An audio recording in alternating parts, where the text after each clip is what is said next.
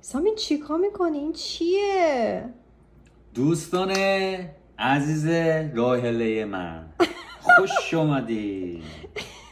اینا این چیه؟ آب دوغ خیار کره هست. این آب دو خیار کره‌ایه. آره. چه جالب. ببین شما واو. ماست و خیار و پیاز میریزی. آره. ما به ازای ماست سرکه و آب میریزیم. آه. خیلی خنکه. او جدی خوشمزه است. میخوری تابستون تموم میشه.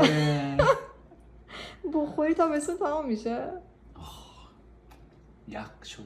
یخ شدی؟ آره تو هم بخوری. بگی ببینم